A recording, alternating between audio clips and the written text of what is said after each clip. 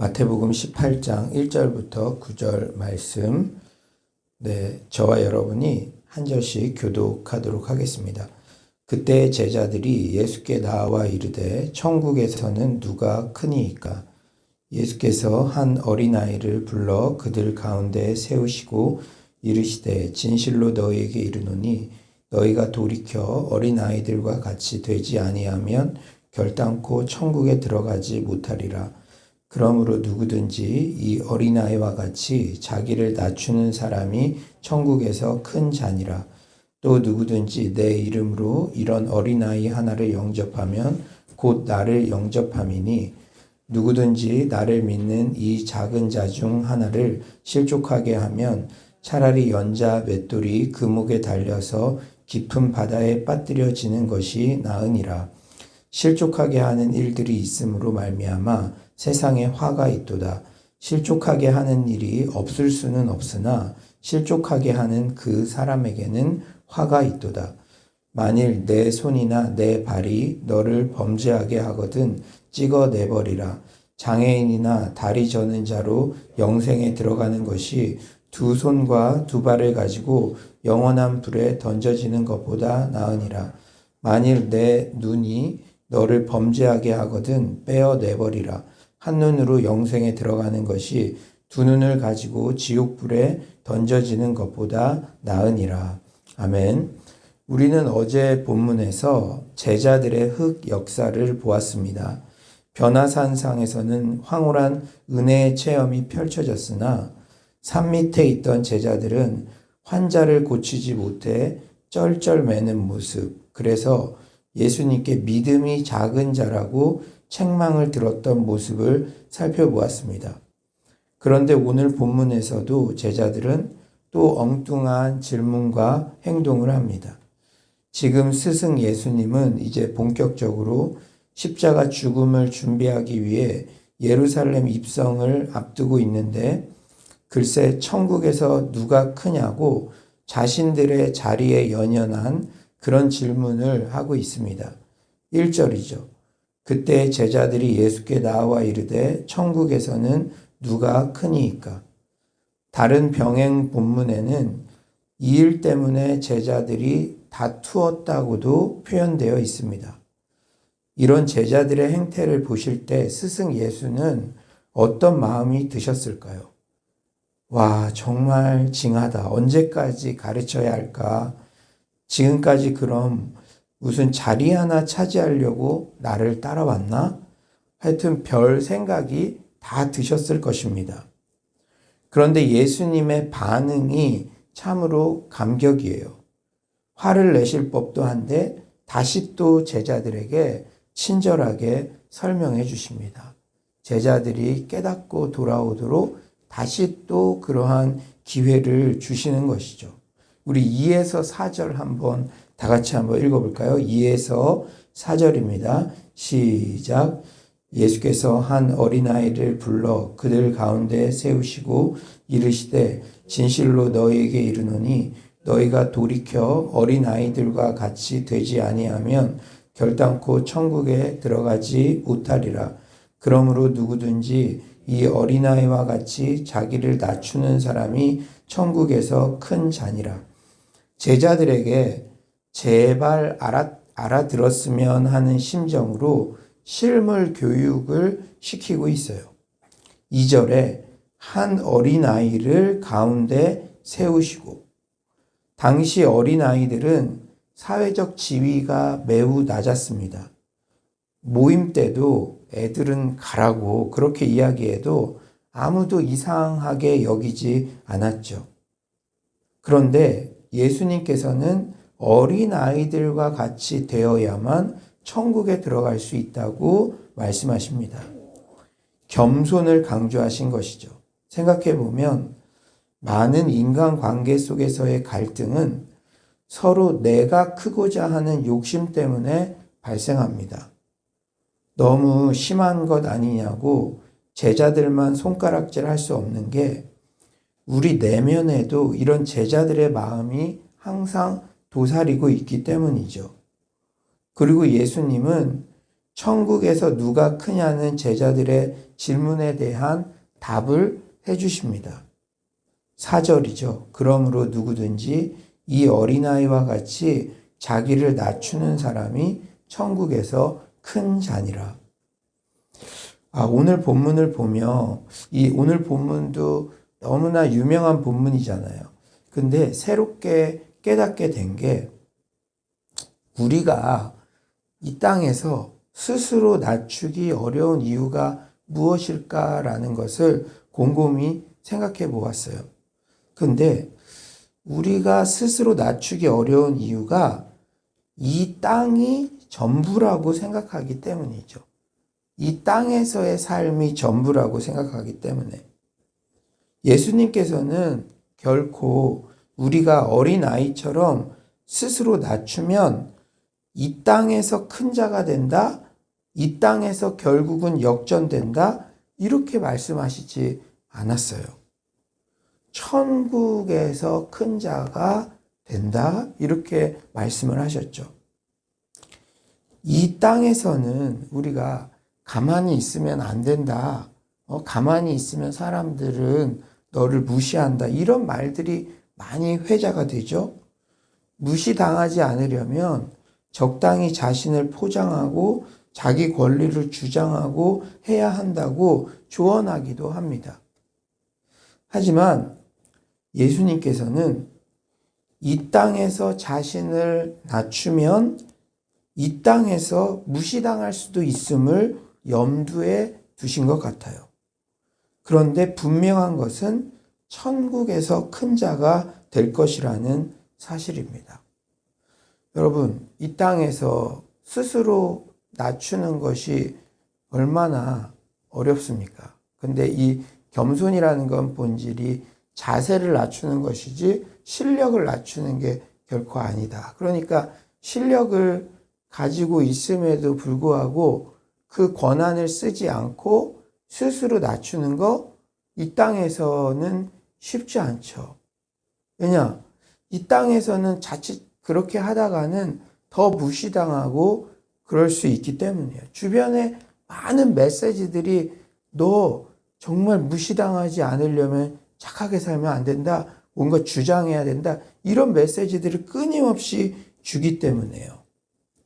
그런데 결국 천국에 대한 확신과 소망이 있는 자만이 이 땅에서 스스로를 겸손하게 낮출 수가 있습니다. 그러니까 제가 어제 이 본문을 묵상하는데 저에게 가장 큰 깨달음이 주었다는 게 겸손도 결국은 믿음의 문제이구나라는 것이 생각이 나더라고요. 이 땅에서 우리가 전부인 것처럼 생각할 때는 내가 스스로 낮추면 혹시 무시당하는 거 아니야? 그렇게 고민이 되고 그러지 않기 위해서 막 마음싸움을 엄청나게 하는데 천국에서 큰 자, 우리가 천국의 소망을 가지고 있는 자라는 정말 말로만 천국에 대한 소망, 천국에 대한 믿음이 있습니다가 아니라 실제 그것을 가지고 있는 사람, 그것의 증거가 겸손이라는 것이죠. 왜냐하면 이 땅이 전부가 아니라는 것을 알기 때문에 스스로 낮출 수 있다는 것이죠. 우리가 참 주의해야 될 게 있을 것 같아요. 요새 이 코로나19를 지나면서 우리 신앙의 본질적인 것, 우리 내면들을 많이 돌아보지 않습니까? 천국에 대한 소망이 없는 자가 자기 자신을 낮추는 것은 그것은 이제 낮추는 채 하는 것이죠. 그것은 숙제처럼 꾸역꾸역 참는 것에 불과하기 때문에 언젠가 자리가 역전되어서 복수할 날을 꿈꾸게 된다는 것이죠. 그렇게 그냥 꾸역꾸역 이렇게 참는 것으로 그냥 이렇게 겸손을 포장하고 있으면은 그게 언젠가 기회가 되면은 나도 저 사람보다 높은 위치에서 저 사람에게 그렇게 하겠다. 이게 우리 마음 가운데 자리 잡힌다는 거예요. 그러므로 우리가 오늘 이 새벽에 정말 나는 천국에 대한 소망을 가지고 있는 사람인지, 그것이 이 땅에서의 겸손과 직결된다는 사실을 여러분 잊지 마시기 바랍니다. 예수님은 또한 어린아이, 주변의 연약한 자들의 중요성을 강조하며 어린아이 하나를 영접하면 곧 예수님을 영접하는 것이라고 그렇게 말씀하십니다. 우리가 마음이 교만하면 절대 낮은 곳에 있는 어린아이 같은 영혼들에게 마음과 시선이 가지 않습니다. 내가 겸손한지 교만한지 분별할 수 있는 확실한 기준이 바로 내 주변의 연약한 자들을 얼마나 섬기고 있느냐예요. 정필도 원로 목사님께서 오늘 나를 만나는 사람은 어떤 사람이든지 가장 수지맞게 해주겠다라는 결심을 한 후 인생이 완전히 바뀌었다고 그렇게 고백하십니다. 테레사 수녀는 지금 내 바로 앞에 있는 이분이 바로 예수님이라는 심정으로 섬겼다고 그렇게 고백을 하죠. 오늘 우리의 일상에서 만나는 그 사람이 바로 예수님이라는 마음으로 그 사람을 가장 수지맞게 해주겠다는 마음으로 우리가 한번 살아봅시다.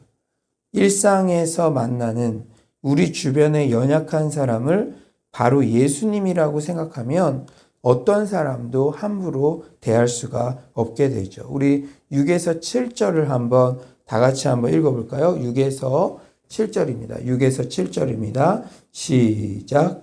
누구든지 나를 믿는 이 작은 자 중 하나를 실족하게 하면 차라리 연자의 돌이 그 목에 달려서 깊은 바다에 빠뜨려지는 것이 나으니라. 실족하게 하는 일들이 있음으로 말미암아 세상에 화가 있도다.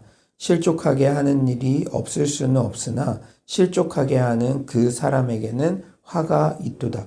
너무나 두렵고 떨리는 말씀입니다. 인간은 누구나 지위가 있는 사람, 영향력이 있는 사람에게는 조심스럽게 극진하게 그렇게 대하게 되어 있죠. 이게 인간의 본성인 것 같아요. 하지만 주변에 연약한 사람들에게는 자칫 잘못하면 마음이 상하게 실족하게 할 수 있는데 그것이 얼마나 심각하냐면 목에 연자 맷돌을 달고 바다에 빠져 죽게 되는 중죄와도 같다고 그렇게 말씀하십니다. 그러므로 우리는 주변 연약한 사람을 대할 때 더 조심하고 그들의 마음에 상처가 되지 않도록 헤아리고 또 주의해야 합니다. 우리가 죄에 대해 철저히 싸워 시스템적으로 아예 죄 짓지 않는 환경을 취해야 하듯 그렇게 철저하게 주변의 연약한 자들을 실족하지 않게 하는데 힘써야 합니다. 8에서 9절을 한번 다 같이 한번 읽어볼까요? 8에서 9절입니다. 시작. 만일 내 손이나 내 발이 너를 범죄하게 하거든 찍어 내버리라. 장애인이나 다리 저는 자로 영생에 들어가는 것이 두 손과 두 발을 가지고 영원한 불에 던져지는 것보다 나으니라. 만일 내 눈이 너를 범죄하게 하거든 빼어 내버리라. 한 눈으로 영생에 들어가는 것이 두 눈을 가지고 지옥불에 던져지는 것보다 나으니라.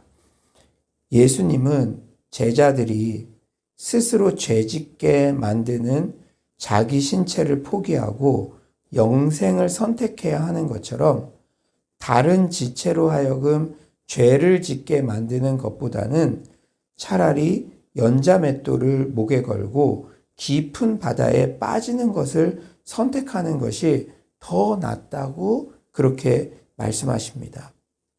그러니까 정말 우리가 죄 짓지 않기 위해서 정말로 우리가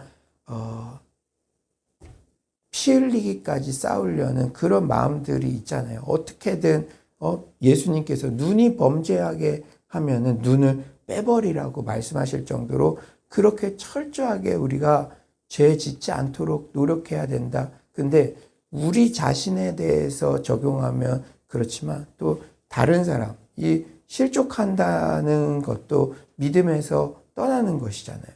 불신의 죄를 조장하게 하는 어떠한 일들을 이렇게 행하게 될 것 같으면 차라리 그냥 내가 바다에 빠져 죽는 게 낫다.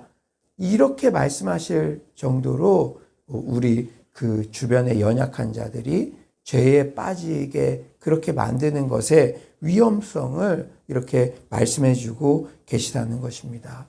참 이런 말씀들 우리가 잘 아는 말씀같이 여겨지지만 또 우리의 삶 순간순간 잊을 때도 있는데 이러한 말씀들을 우리의 삶 전반에 걸쳐서 적용해 보고 우리가 돌이키고 또 우리가 이 말씀대로 살려고 몸부림치는 그러한 노력들이 계속돼야 될 줄 믿습니다.